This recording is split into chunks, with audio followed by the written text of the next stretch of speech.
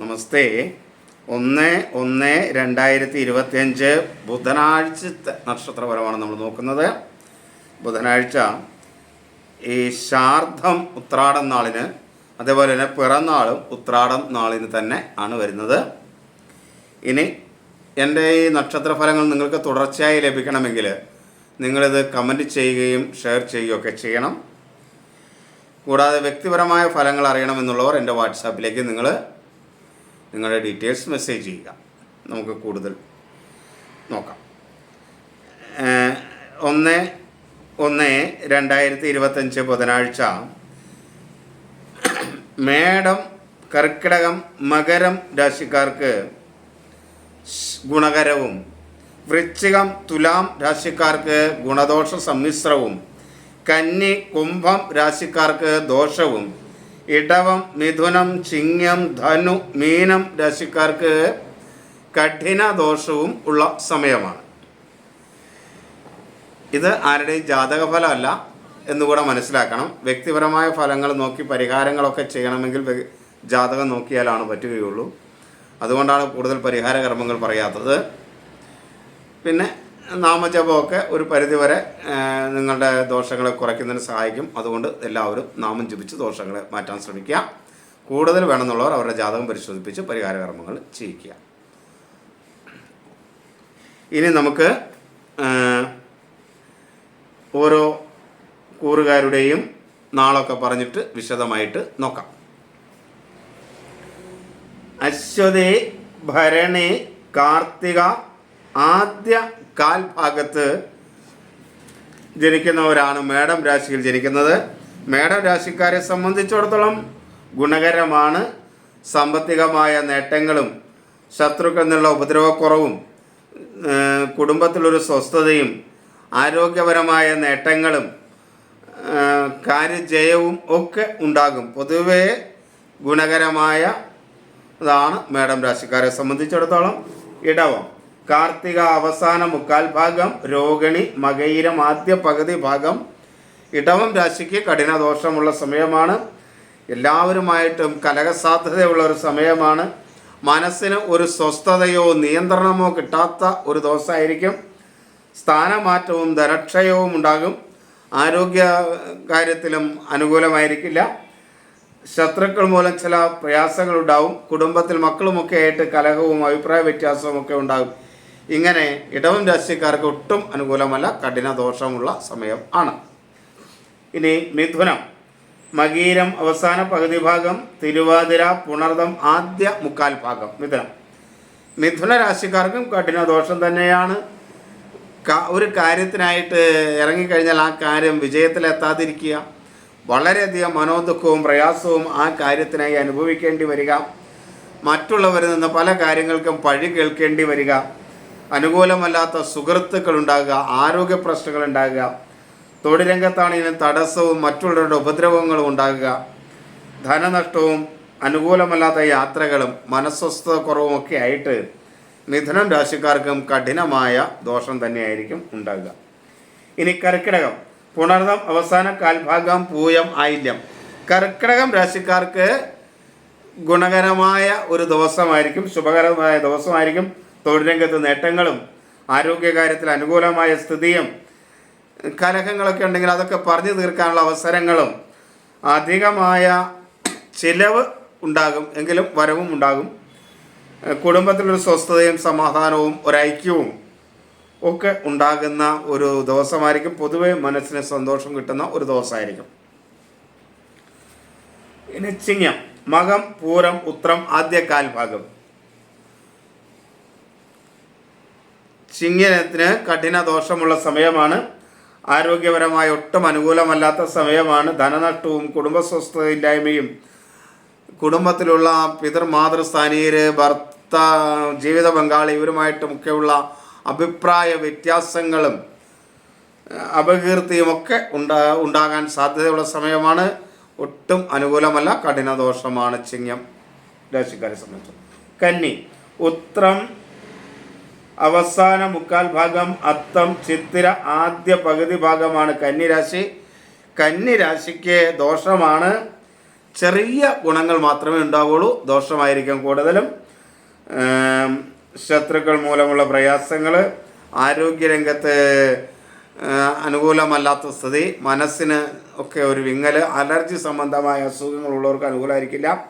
നല്ല സുഹൃത്തുക്കൾ ഉണ്ടാകില്ല. എന്നാൽ ചില സുഹൃത്തുക്കളിൽ നിന്ന് ചെറിയ ഗുണങ്ങളൊക്കെ ലഭിക്കുകയും ചെയ്യും. അവരിൽ നിന്ന് അതേപോലെ തന്നെ ദോഷങ്ങളും സുഹൃത്തുക്കളിൽ നിന്നുണ്ടാകും. മക്കളുമായിട്ട് ചെറിയ അഭിപ്രായ വ്യത്യാസങ്ങളും കാര്യങ്ങളൊക്കെ ഉണ്ടാവും. ബന്ധുക്കളിൽ നിന്ന് സഹായവും കാര്യങ്ങളൊക്കെ ലഭിക്കുകയാണെങ്കിൽ അത് വാങ്ങാൻ അനുകൂലമായ ദിവസമല്ല. അതിൻ്റെ സഹായങ്ങളൊക്കെ വാങ്ങാതിരിക്കാൻ പ്രത്യേകം ശ്രദ്ധിക്കുക. കന്നിക്കാർക്ക് ദോഷമായ സമയമാണ്. തുലാം. ചിത്തിര അവസാന പകുതി ഭാഗം, ചോതി വിശാഖം ആദ്യ മുക്കാൽ ഭാഗം തുലാം രാശി. തുലാം രാശിക്കാർക്ക് ഗുണദോഷ സമ്മിശ്രമാണ്. സാമ്പത്തികമായ നേട്ടങ്ങൾ ഉണ്ടാകുന്നതോടൊപ്പം തന്നെ അമിതമായ ചിലവുണ്ടാകും. അനുകൂലമല്ലാത്ത സുഹൃത്തുക്കൾ ഉണ്ടാകും. എന്നാൽ നല്ല സുഹൃത്തുക്കളെ അനുകൂലമായ സ്ഥിതി ഉണ്ടാകുകയും ചെയ്യും.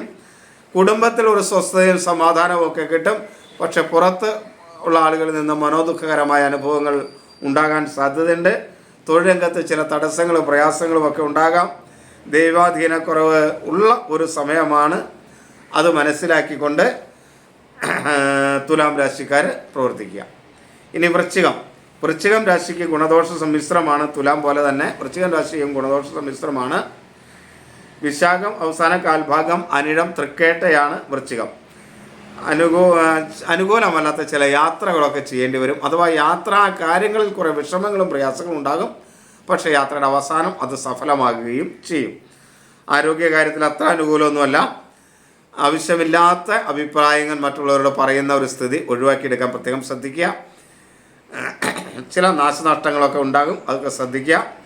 മൃഗങ്ങളുമായിട്ട് കൂടുതൽ സഹവാസം അത്ര അനുകൂലമല്ല.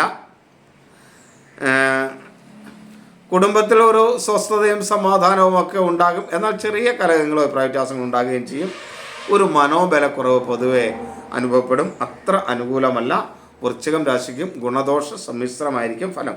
ഇനി ധനുരാശിക്ക് കഠിനദോഷമാണ്. മൂലം പൂരാടം ഉത്രാടം ആദ്യ കാൽഭാഗം. ദൈവാധീനക്കുറവ് വളരെയധികമുള്ള സമയമാണ്.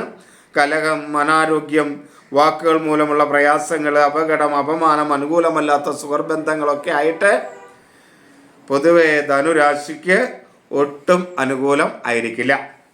ഇനി മകരം രാശിക്ക് അനുകൂലമാണ്. ആരോഗ്യം ഒക്കെ ഉള്ള ഒരു സമയമായിരിക്കും. മനസ്സിന് നല്ലൊരു സന്തോഷം കിട്ടും. ഭക്ഷണ സുഖം ഉണ്ടാകും. മൃഗസംരക്ഷണ മേഖലയിലൊക്കെ അഭിവൃദ്ധി ഉണ്ടാകും. ധനനേട്ടം ഉണ്ടാകും. കുടുംബത്തിൽ സ്വസ്ഥതയും സമാധാനവും ഉണ്ടാകും. സ്ഥാനനേട്ടവും ഒക്കെ ഉണ്ടാകും. പൊതുവേ മകരം രാശിക്കാർക്ക് അനുകൂലമാണ്. മകരം എന്ന് പറഞ്ഞാൽ ഉത്രാടം അവസാന മുക്കാൽ ഭാഗം, തിരുവോണം അവിട്ട ആദ്യ പകുതി ഭാഗം. ഇനി കുംഭം രാശി എന്ന് പറഞ്ഞാൽ അവിട്ടം അവസാന പകുതി ഭാഗം, ചതയം പൂരുരുട്ടാതി ആദ്യ മുക്കാല്. കുംഭം രാശിക്ക് ദോഷമാണ്. ശത്രുക്കൾ മൂലമുള്ള ചില ഉപദ്രവങ്ങൾ, ഒരു മനധൈര്യക്കുറവ്, തൊഴിൽ രംഗത്ത് മറ്റുള്ളവരുടെ ഉപദ്രവങ്ങളും വേണ്ട രീതിയിൽ തൊഴിൽ പൂർത്തീകരിക്കാൻ കഴിയാത്ത അവസ്ഥയും, ധനപരമായ അമിതമായ ചെലവ്, കാര്യ വിജയമുണ്ടാകുമെങ്കിലും അതിന് പലപ്പോഴും കൂടുതൽ പ്രയാസപ്പെടേണ്ട ഒരു സ്ഥിതി. ഇങ്ങനെ കുംഭം രാശിക്ക് ദോഷകരമായ അവസ്ഥയാണ്. മീനം പൂരുരുട്ടാതി അവസാന കാൽഭാഗം, ഉത്രട്ടാതി രേവതി. മീനം രാശിക്കും കഠിന ദോഷമാണ്. മനോദുഃഖം, കടം, ധനനഷ്ടം, ആരോഗ്യ പ്രശ്നം, കുടുംബത്തിലുള്ളവരുമായിട്ടൊക്കെ കലഹവും അഭിപ്രായ വ്യത്യാസവും കുടുംബ സ്വസ്ഥതക്കുറവും ഈശ്വരാധീനക്കുറവും ഒക്കെ ആയിട്ട് ഒട്ടും അനുകൂലമല്ല. എന്നാൽ ജീവിത പങ്കാളിയിൽ നിന്ന് കുറച്ച് മേന്മ ഉണ്ടാകുകയും ചെയ്യും. ഇനി ഇത് ഈ ശുഭഫലങ്ങളൊക്കെ ആണെങ്കിലും പൊതുവെ ആരോഗ്യരംഗത്ത് മറ്റും പ്രശ്നമുണ്ടാകാൻ സാധ്യതയുള്ള കുറച്ച് കൂറുണ്ട്. ഈ പറയുന്ന ആളുകൾ ജാതകമൊക്കെ പരിശോധിപ്പിക്കുന്നത് നന്നായിരിക്കും. എന്നിട്ട് വേണ്ട പരിഹാരവും ചെയ്യുന്നത് നന്നായിരിക്കും.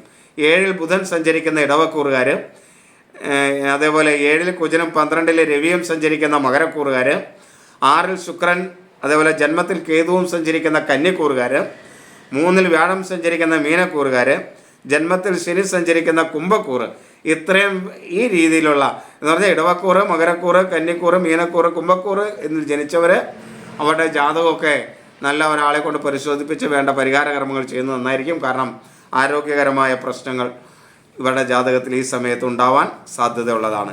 എങ്കിലും ഗ്രഹദോഷങ്ങളുള്ള ആളുകൾ പൊതുവെ അസമയങ്ങളിലൊന്നും സഞ്ചരിക്കാതിരിക്കുക. അതേപോലെ സാഹസിക പ്രവർത്തികളിൽ നിന്നൊക്കെ ഒഴിവായി നിൽക്കുക. അന്യ വീടുകളിലൊക്കെ പോയി ദർശനം നടത്തുന്നതൊക്കെ പതിവായി ഉള്ളവർ അതൊക്കെ നിർത്തുക. വാഹനങ്ങൾ, വന്യജീവികൾ, സാധാരണ മൃഗങ്ങൾ എന്നിവയുമായിട്ടുള്ള സഹവാസമൊക്കെ ഒഴിവാക്കുക. ഇങ്ങനെയൊക്കെ ചെയ്തിട്ട് ജപം, ദാനം, ഹോമം തുടങ്ങിയ പരിഹാര കർമ്മങ്ങളൊക്കെ യഥാശക്തി ചെയ്ത് മുന്നോട്ട് പോയാൽ ഈ ദോഷങ്ങളെയൊക്കെ ഒരു പരിധിവരെ പരിഹരിക്കാൻ കഴിയും. എല്ലാവരെയും ഈശ്വരൻ അനുഗ്രഹിക്കട്ടെ എന്ന് പ്രാർത്ഥിക്കുന്നു. എല്ലാവർക്കും നമസ്തേ.